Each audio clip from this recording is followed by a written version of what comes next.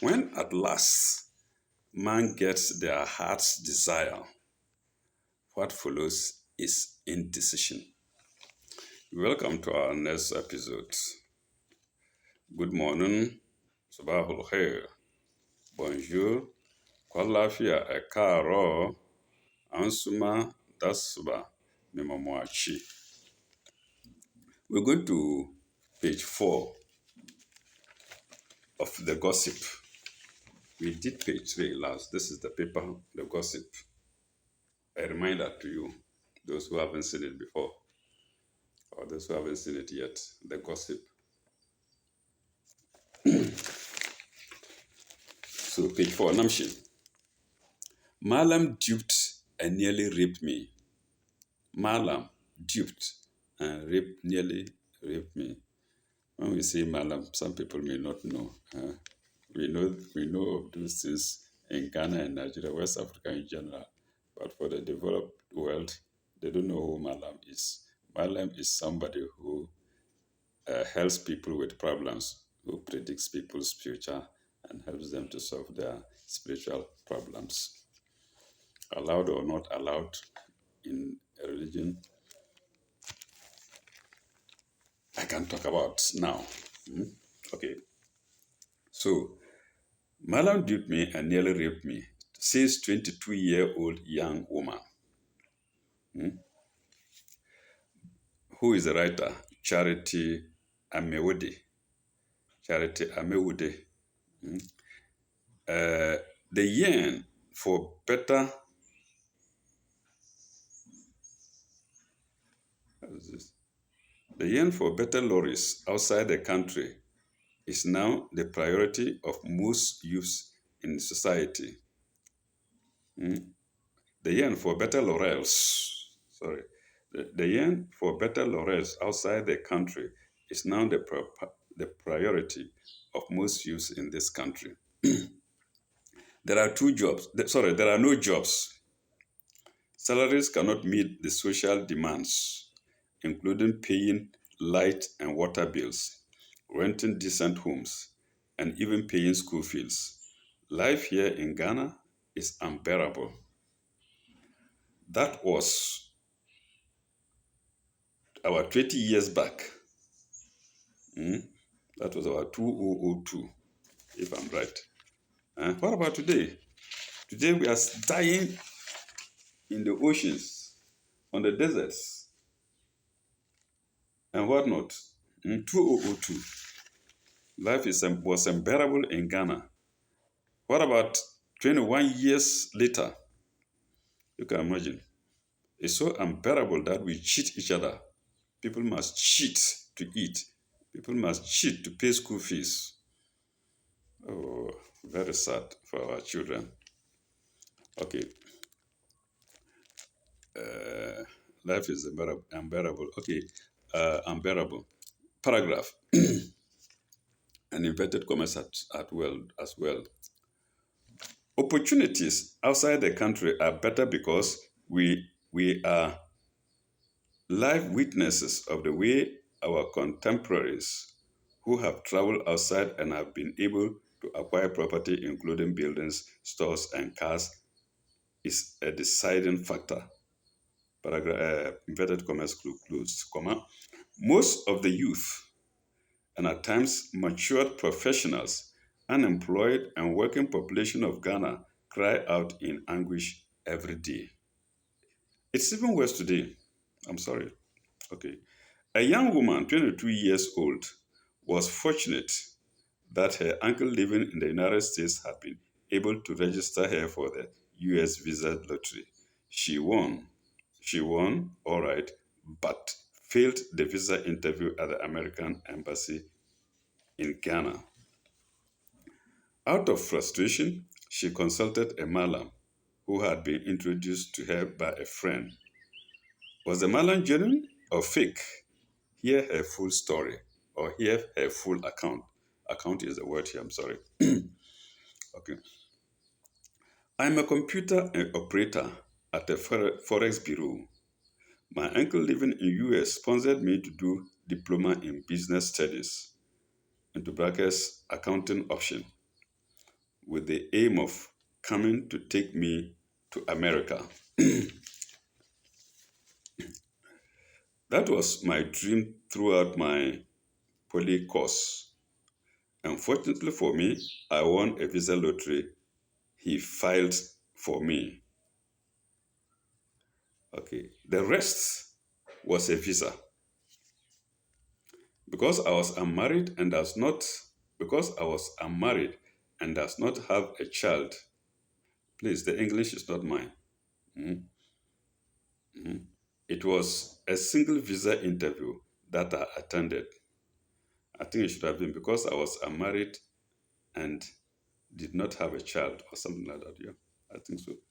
Okay, it was a single visa interview that I attended. Unfortunately, whenever it was, whether it was stage fright or what, I could not answer the questions I was asked promptly, and I failed the interview. A friend of mine whose sister was traveling in and out of Europe on business told me her sister solicited the assistance of a malam, and that is why her international business was booming.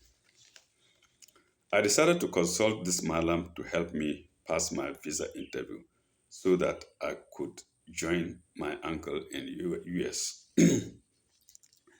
The first day I met the malam, I was impressed with him. He lived in a very nice house, and there were lots of people coming to see him, either on business or just like me, to seek his assistance to travel abroad. The scenario I saw at the Malam's residence made me have confidence in him. When it was my turn, he did not even let me speak. He told me point blank, Eura, wopɛ sɛ wokɔ America. Woatrae nso woatrae nso woanyɛ visa. Woatrae nso woanyɛ visa. A small problem into brackets and translated into brackets. Lady, you want to go to US. You tried for a visa, but it did not go through. But that is a small problem for me to solve. That was what I just read in vernacular.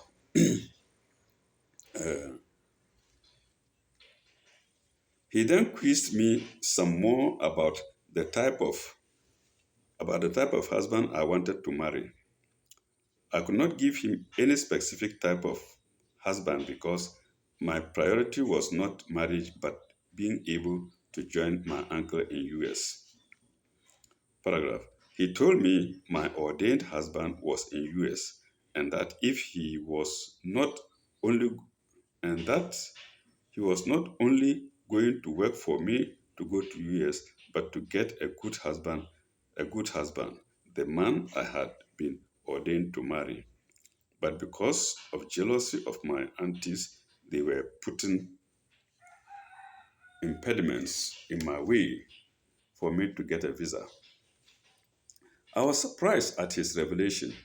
It was true that my aunties envied me and were not happy that it was me that uncle wanted to sponsor to US. I was therefore taken in by his seemingly powerful spiritual foresight. He asked me to go and come the following day with some items, which included a bottle of schnapps, a fresh sponge, soap, and towel, as well as Florida water and 1 million cedis. I bought the things he had requested that very day after I had gone to the bank to withdraw an overdraft of 2 million cedis. The following day, when I went to see him, he told me there was the need for some purification rites to be performed. This purification rites are always performed women, with women, by men, to be performed. He said he did not want to do the rites in his house because he said he did not want to do the rites, RITE, the rites in his house because it was forbidden by the forces that protected him. We were to go to a hotel he named that was very close to his house, and the rites were to be performed at midnight. Kai, you can see this is a fake man. Hmm? This is a hungry man, hungry at sex. I mean, at midnight. He then asked me to wear 7 beads on my waist because he was going to give me spiritual bathing to ward off all the forces that were mitigating against me, and that the number 7 represented the rainbow, and that any color of evil that my aunties used would be quelled, after my spiritual bathing with 7 beads around my waist. I asked him that color. I asked him what color the beads should be, and he told me, continued on page 5. I think this is the writer.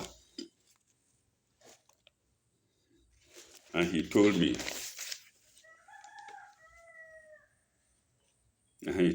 continue from page 4. He told me could be any color.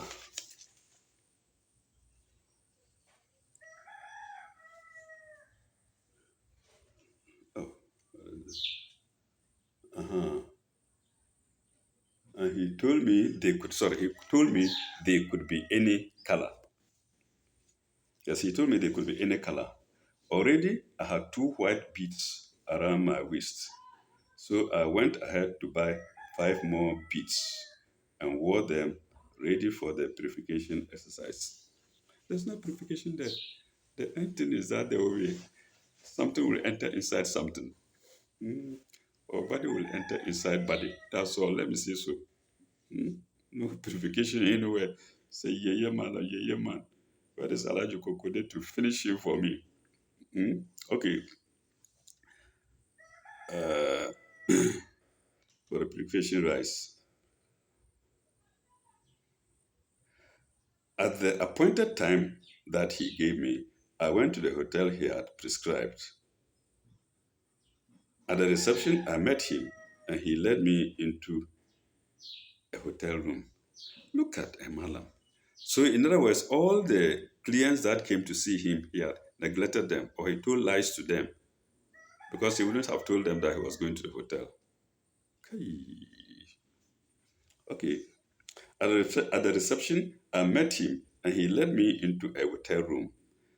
The time was almost 11 p.m. He told me that the process of purification must start at midnight, so I should relax. He asked me what I would drink, and I told him soft drinks. Oh, a bottle of Guinness will do. He coaxed, he coaxed me, sorry. He coaxed me, but I told him I did not drink intoxicants. You will have to do that today because the purification rites would include you drinking some of the bottle of schnapps you brought, he hinted. Well, for the sake of the purification, fine, but I don't drink Guinness, I replied. He did not argue further, so I enjoyed 2 bottles of Sprite as I anxiously waited for 12 midnight to perform the rites and rush back home. I dozed off, and exactly at midnight, he tapped me on the shoulders and asked me to follow him. He entered the hotel room. There was a big basin filled with water. He poured some of the Florida, oh, he spelled Florida. I don't know if it's Florida or Florida. I don't know. Viewers can, here it is spelled Florida. I don't know everything. I thought it was Florida, but here it is spelled Florida. He poured some of the Florida oil into the basin and ordered me to strip naked and wash myself in the basin. Abba, Imalam or doctor or deep. Oh God, to wash myself. Put,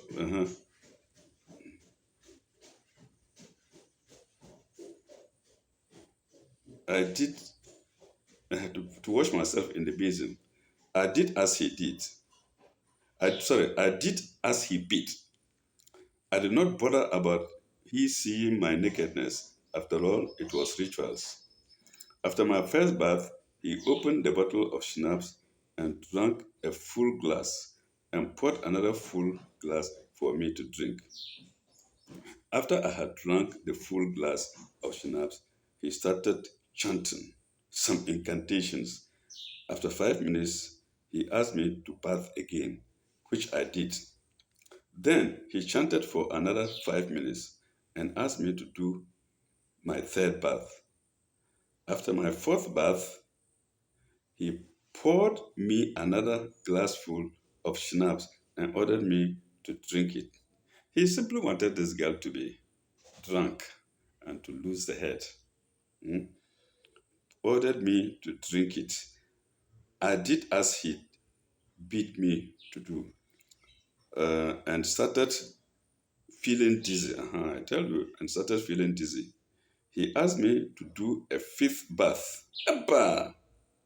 And the effects of the alcohol wore off a little bit. He asked me to do a fifth bath, and the effect of the alcohol wore off a little bit. Paragraph. I went through the sixth and final bath. I went through the sixth. I'm reading what I say, please. I went through the sixth and the final bath. Then he asked me to lie on the bed. He asked me to lie on the bed. My mind was then a bit fuzzled from the alcohol I had drunk. He then dipped his hands into the water and mixture, Florida water mixture, and washed my private parts 7 times. Abba, if you want to sleep with her, go straight away. Don't go through rituals and whatnot. Just tell her, my sister, I want to finish you before I can do the work for you. Eh? Oh my God, human beings. Hmm? Okay. He then dipped his hands into the water and Florida water,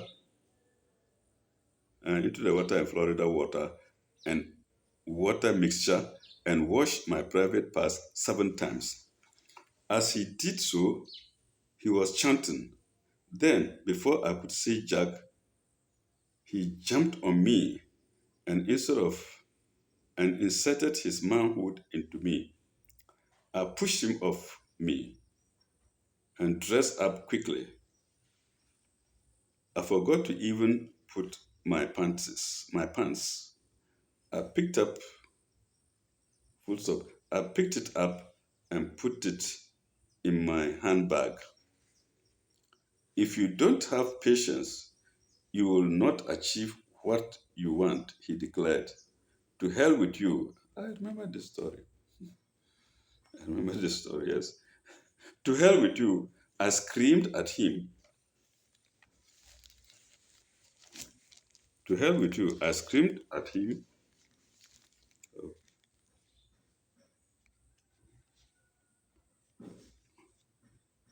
and shouted out of the hotel room. Oh, can I see? I saw and stomped. I'm sorry. Uh, to hell with you. I screamed at him and stormed out of this hotel room. The following day, I went with a soldier cousin of mine to demand the 1 million cedis. He paid promptly on his knees, and since then, I don't trust any malam.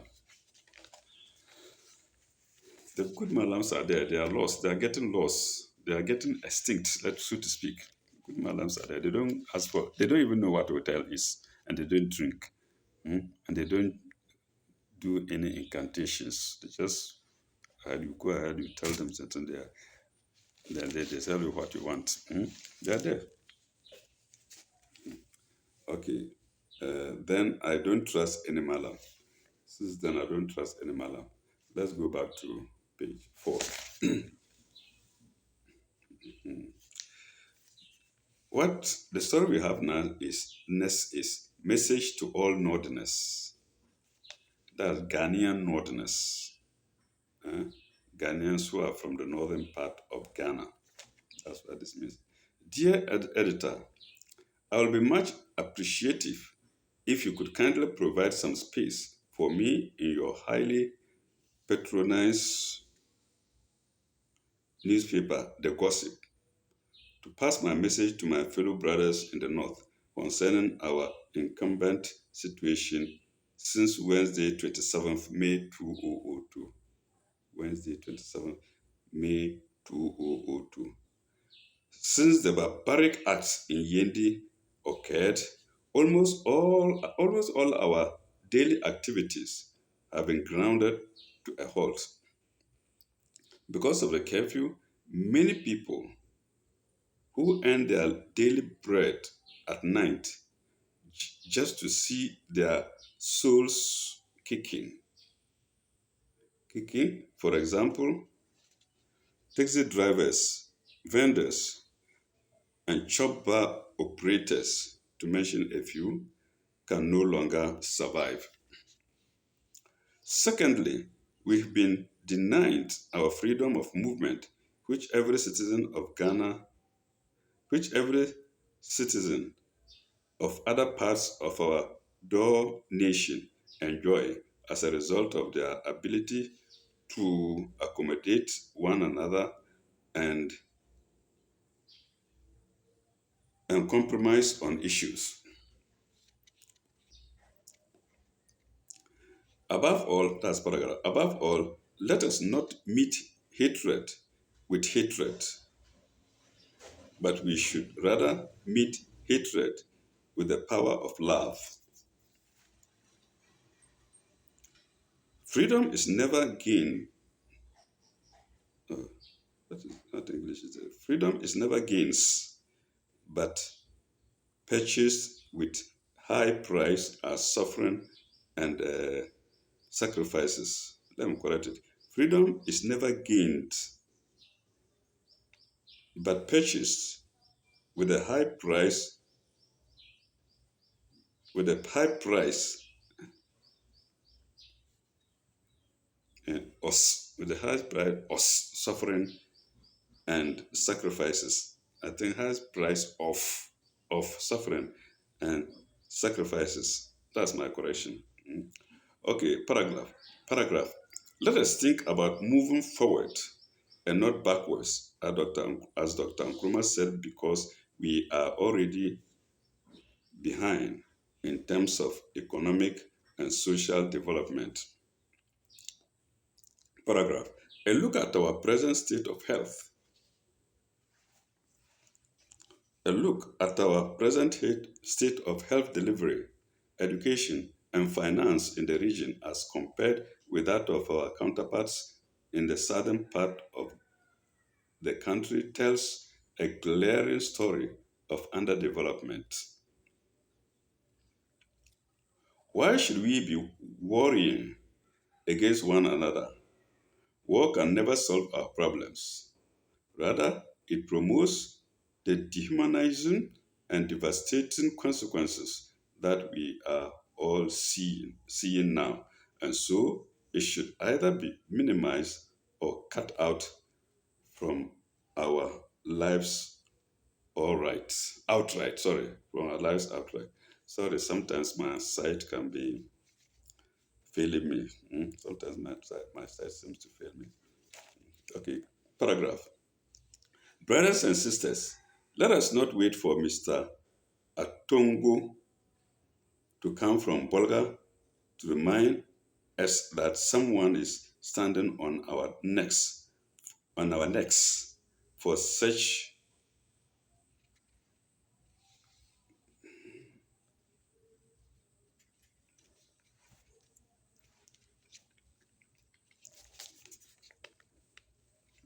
Pardon me. Um,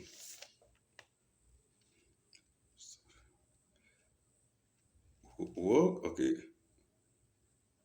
let me see. Okay, brothers and sisters, let us not wait for Mr. Atongo to come from Bolga to remind us that someone is standing on our necks for such instances cast a dark shadow,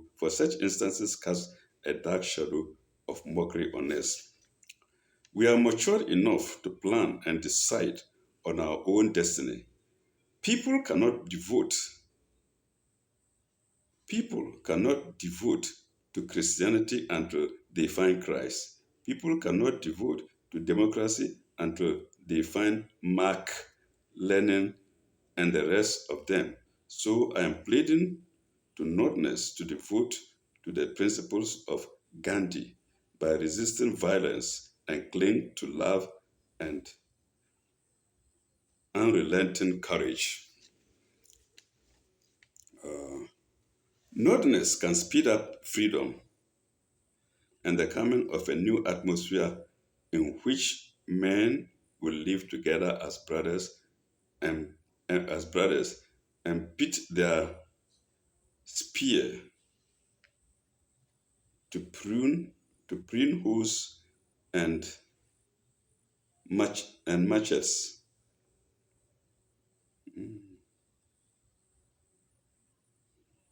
in which men, let me take it, Northerners can speed up freedom and the coming of a new atmosphere in which men will live together as brothers and beat their spear to prune hoes and matches, full stop. We can have an atmosphere where men will no longer take necessities from the masses to give luxuries to their classes, but will respect the dignity and worth of all human personalities. Paragraph. Northerners should know that he who lives by the sword perishes by the sword. Full stop.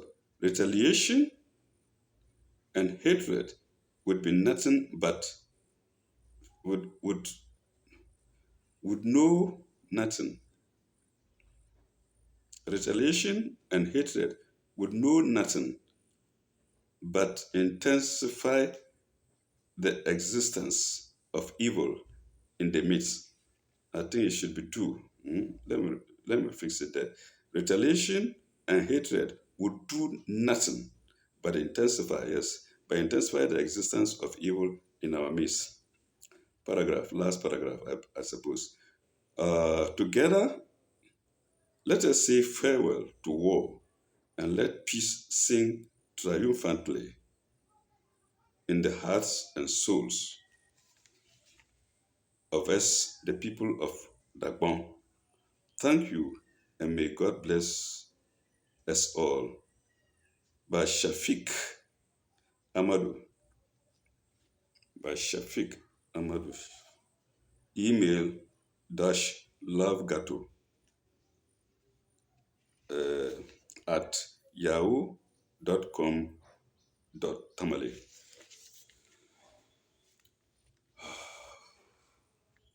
This page four. This page four. Okay, we go to the last story, and that is prisoner poisons policeman. Prisoner poisons policeman.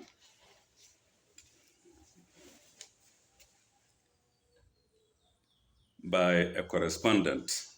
By a correspondent. Uh, you can imagine the situations. You can imagine the situation where a policeman prosecutes a criminal and send him to jail, only to turn out to fall foul of the law and also tried and sent to the same prison. Okay.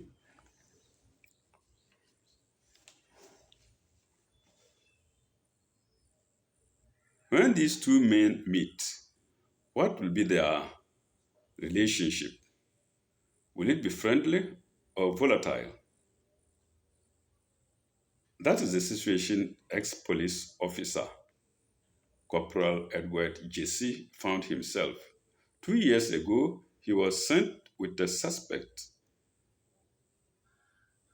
a remand prisoner called Kwajo Ampoma, to Nsawam prisons during the latter's trial for pending Indian hemp weed. That's all. Into brackets weed.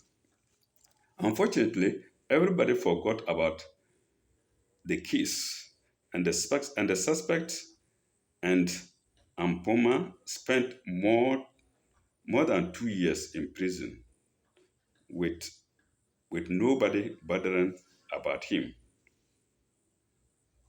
Unfortunately, everybody forgot about the case and the suspects and Ampoma. Okay, I've read it already. And the suspect and Ampoma spent more than 2 years in prison with nobody bothering about him.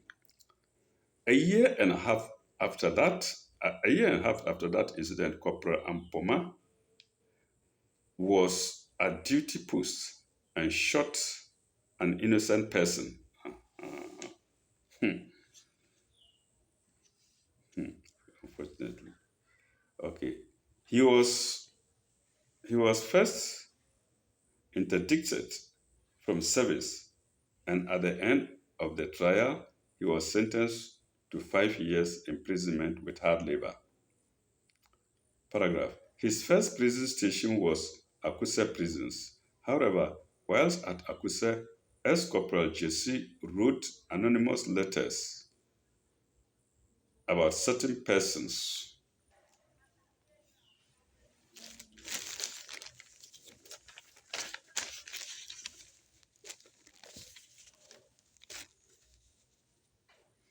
about certain persons, about certain persons in authority in the prisons, and was also stubborn, comma, recalcitrant, and went against a lot of prison regulations. He was therefore transferred to Nsawam prisons. Paragraph. Ex-corporal Jesse knew that Ampuma was at the Nsawam prisons, and he dreaded meeting that hardened criminal who he had personally dumped at the Nsawam prison. Ex-corporal Jesse knew that Ampuma was at the Nsawam prison, and he dreaded meeting that hardened criminal who he had personally dumped at that prison. Paragraph. He knew what happened at the police cells would happen to him when he went to Msawam prisons. Full stop. He knew that the inmates of the prison, especially the hardened criminals, upon the incitement of Ampuma, would really beat him up mercilessly when he was sent to Nsawam prisons. But there was nothing he could do about there was nothing he could do about the state of affairs. There was nothing he could do about the state of affairs. Let me see. Maybe there was nothing he could do about the state of affairs. I don't know. Okay, paragraph. If he thought being beaten by Ampuma and other inmates was his worry, then there was more sinister motives to be perpetrated on him. When Ampuma saw ex-corporal Jesse being ushered into the Sawan prison premises, he was very happy. Of course, he was very happy. He warmly welcomed him and gave him water to drink and bath with. Ex-Corporal Jesse was shocked. Ex-Corporal Jesse was shocked by the warm reception of Ampoma because he thought Ampoma would be hostile at him. He therefore set his heart at ease. After all, Ampoma was not going to pay evil back with evil, he thought. The following day, when SJC was served breakfast, porridge and was served breakfast, porridge and bread, Ampoma, who was at the remand block, came all the way from his block to the annex block where Corporal Jesse was kept to give him extra porridge. Meanwhile, Ampoma had ground broken bottles and mixed them with the porridge he gave to Corporal Jesse. Oh. So whilst the ex-policeman was happy about the extra services he had been given, he was actually eating for the last time in his life. Oh. Some hours after he had taken the meals, he felt severe stomach pains and was rushed to the hospital. Medical experts did all the best they could for him, but the broken bottles had already cut his intestines and so he did not survive. He did not survive. He died. At the time of going to press, Ampuma, who caused the death of the ex-policeman, had been found out by the prison authorities. Full stop.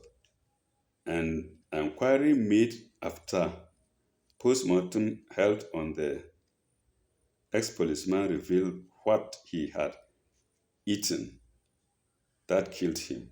And since there were eyewitnesses when Ampoma brought him extra porridge, whereas none of the annex block inmates suffered stomach pains, Ampoma's extra porridge was determined as the source of Jesse's death. Very sad story.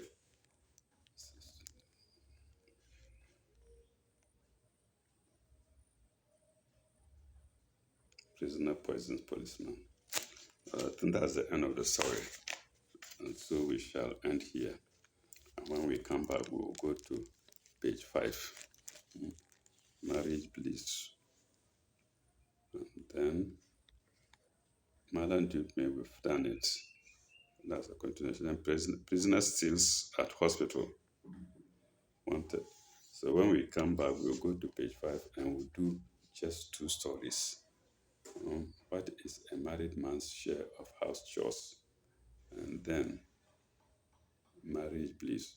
And then prisoner steals at hospital. No, I suppose that's 3 stories.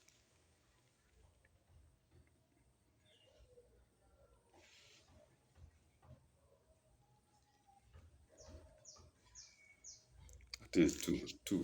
Marriage bliss and what is married man's share is the same story. So when we come back, we go to page 5 and we do 2 stories. Thank you very much. And please, my knees are down for you. I have high problems and I did an operation. I have not been able to go for a checkup. Thank you very much. Bye bye.